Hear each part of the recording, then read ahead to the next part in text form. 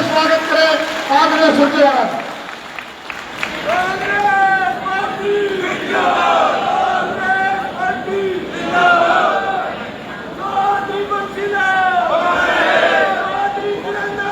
आदर और सम्मान के योग्य हरियाणा की बेटी, भारतीय राष्ट्रीय कांग्रेस की महासचिव आदरणीय कुमारी शैलजा जी, अभी अभी आपने जिनको सुना, शैलजा जी और मैं बात कर रहे थे। किरण जी, मैं और शैलजा जी बात कर, 1 मिनट भाई, 1 मिनट, एक काका 1 मिनट, बस 1 मिनट यहां बैठो। तो किरण जी के बारे में हम सब ये कहते हैं, बिजली सी कड़कती है वो, और बादल सी गरजती है वो, और अधिकारों के लिए लड़ती है वो।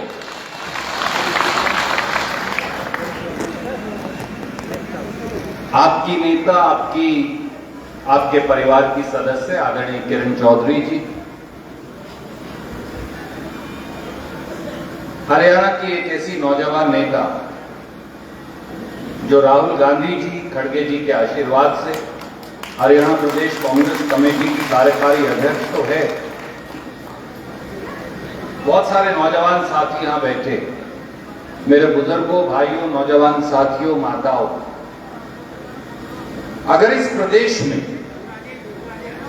एक नई सोच का पदार्पण करना, एक नई सोच को आगे ले जाना, तो फिर आपको श्रुति चौधरी को हरियाणा की आवाज बनाकर देश की सबसे बड़ी पंचायत में भेजना ही पड़ेगा।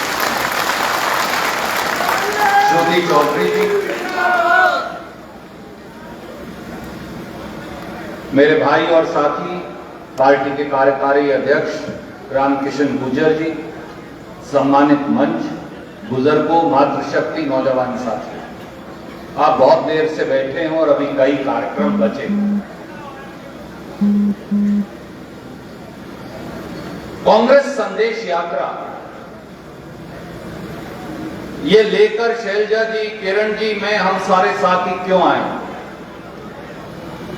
क्या कारण है कि हरियाणा के एक कोने से, सरसा से लेकर फरीदाबाद, फरीदाबाद से लेकर अंबाला,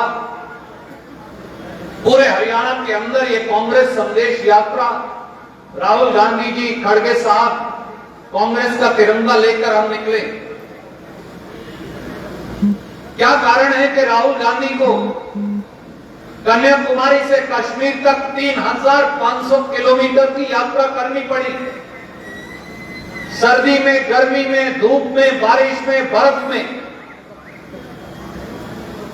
क्या कारण है कि 6500 किलोमीटर की एक और यात्रा लेकर इंफाल, मणिपुर से महाराष्ट्र तक राहुल गांधी एक बार फिर निकल पड़े?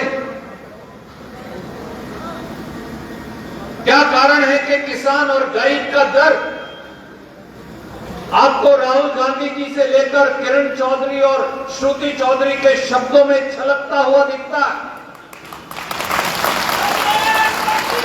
मेरे बुजुर्गों, साथियों, भाइयों, इसका कारण बड़ा सीधा एक है कि दिल्ली की सल्तनत पर बैठा हुआ बादशाह, हरियाणा की गद्दी पर बैठा हुआ हुक्मरान, हरियाणा और देश के किसान की पगड़ी पर आक्रमण करता, वो आपकी इज्जत पर, अस्मत पर आक्रमण करता, हरियाणा और देश के नौजवानों का अधिकार छीनता। दिल्ली और हरियाणा की सरकारों ने दलित, गरीब, पिछड़ों के अधिकार छीन लिए, उन पर अत्याचार किए। दिल्ली और हरियाणा की सरकारों ने, जिन्होंने किसान का नाम लेकर सत्ता ली थी, 700 किसानों को हरियाणा में दिल्ली के दरवाजे के ऊपर मौत की घाट उतार दिया, शहीद होने पर मजबूर कर दिया। दिल्ली की सरकार, हरियाणा की सरकार, मोदी की सरकार, खट्टर की सरकार मेरी माताओं की जेब काटती है, इनकी रसोई का बजट छीन लेती है। पूरे प्रदेश में और देश में आज केवल सत्ता परिवर्तन की जरूरत नहीं, सरकारें तो आएंगी जाएंगी, बनती रहेंगी, बदलती रहेंगी। व्यवस्था परिवर्तन की जरूरत है, जहां जनता वाकई में राज सिंहासन पर बैठ जाए। ये सपना लेकर शैलजा जी, किरण जी और मैं आपके बीच में और पूरे हरियाणा में। मेरे बुजुर्गों, साथियों, जो लोग आज सत्ता में हैं, आपने श्रुति चौधरी को चुनाव नहीं जिताया, हम फिर भी सर झुकाकर आपके अपना मारे छामे गिरे, पुरानी कहावत। आप मारोगे तो भी तारे हैं, आप चढ़ाओगे तो भी तारे हैं। परंतु मैं आपसे आज पूछता हूं, हरियाणा का एक बेटा, किसान का एक बेटा, आपका एक अजीज, आज मैं आपसे पूछता हूं, श्रुति चौधरी तो संसद में आपकी आवाज बनकर नहीं गई, पर क्या वो नुमाइंदे जो हमने चुनकर भेजे थे, जब 3 काले कानून एक किसान तेरी पगड़ी रोल रहे थे, वो नुमाइंदे कहां खड़े थे? ये सवाल आपको पूछना पड़ेगा। वो व्यक्ति जो ये कहकर सत्ता में आया था कि किसान को लागत पर 50% मुनाफा दूंगा, 10 साल बीत जाने के बाद क्या एक बार 10 साल में उसने किसान, हे मजदूर तेरी फसल के उचित दाम दिए? वो आदमी जो ये कहकर सत्ता में आया था कि किसान का कर्ज माफ कर दूंगा, जब संसद के अंदर मैंने ये सवाल पूछा, प्रधानमंत्री जी किसान का कर्ज माफ कब करोगे, गरीब रविदास या वाल्मीकि का कर्ज माफ कब करोगे, तो जवाब आया पैसे नहीं। देश और हरियाणा की सरकार के पास किसान और गरीब का कर्ज माफ करने के लिए पैसे नहीं है, परंतु 14.5 लाख करोड़ रुपए मुट्ठी भर उद्योगपतियों का माफ करने के लिए है। आपका पैसा जो बैंकों के अंदर जमा है, उसमें से नरेंद्र मोदी की सरकार ने, भारतीय जनता पार्टी ने 14,50,000 करोड़ रुपया उद्योगपतियों का माफ कर दिया, तो गरीब रविदास या वाल्मीकि और किसान का माफ क्यों नहीं हो सकता? इस बात का जवाब मांगने का समय आया। हम वोट जब देते, हम सरकारें जब बनाते हैं, हमारी शक्ल देख के नहीं आप देते, हमारा काम देख के, हमारा वादा देख के। वो आदमी जो ये कहकर सत्ता में आए थे कि किसान की जिंदगी को बेहतर बनाएंगे, 75 साल में आज पहली सरकार हरियाणा और देश में ऐसी है जिसने आपकी खेती के ऊपर टैक्स लगा दिया। क्या यह सच नहीं कि आज आपकी खाद पर 5% जीएसटी है? यह आरटी भाइयों से पूछ लीजिए अगर आपको विश्वास नहीं। क्या यह सही नहीं कि मेरे ट्रैक्टर पर आज 12% जीएसटी है? क्या यह सही नहीं कि कीटनाशक दवाई पर आज 18% जीएसटी है?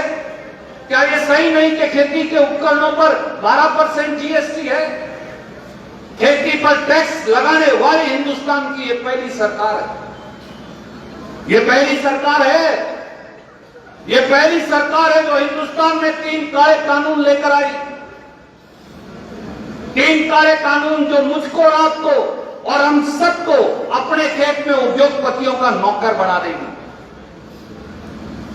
अगर कई लाख किसान 1.5 साल तक, 1.25 साल तक दिल्ली के दरवाजे पर आंदोलन नहीं करते, जहां दुष्यंत चौटाला ने नश्तर बिछाए, जहां दुष्यंत चौटाला और मनोहर लाल खट्टर ने दीवारें बनाई, जहां दुष्यंत चौटाला और मनोहर लाल खट्टर ने घोड़े की टापें उनकी छातियों पर चलवाई और 700 किसान शहीद हो गए, अगर वो 700 किसान शहीद ना होते तो आज आप यहां बैठे नहीं होते, वो आपको गुलाम बना देते अंग्रेज की तरह। दोबारा ये वो लोग हैं। श्रुति चौधरी को तो हमने वोट नहीं दी, कोई बात नहीं, हम तो आपके अपने हैं, आपका खून हमारी रगों में दौड़ता, पर मैं आपसे पूछता हूं, जिस सरकार को प्रदेश और देश में आपने चुनकर भेजा था, उसने आपके साथ क्या किया? और अगर 10 साल में कुछ नहीं किया तो आगे भी उम्मीद रखने की जरूरत नहीं। इसलिए सत्ता और व्यवस्था दोनों बदलने की जरूरत है मेरे साथियों, बुजुर्गों।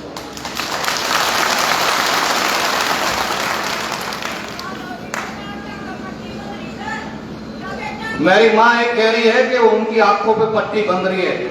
मां, उनकी आंखों पे पट्टी नहीं बंधी हुई, वो बिके हुए लोग हैं। वो बिके हुए हैं उद्योगपतियों की मंडी के अंदर, उनकी गोद में पड़े। सच्ची बात है। उनको मेरी मां के आंखों का मोतिया बिंद नजर नहीं आता, क्योंकि वो तो मोदिया बिंद के शिकार है। बुजुर्गों, साथियों, एक दिन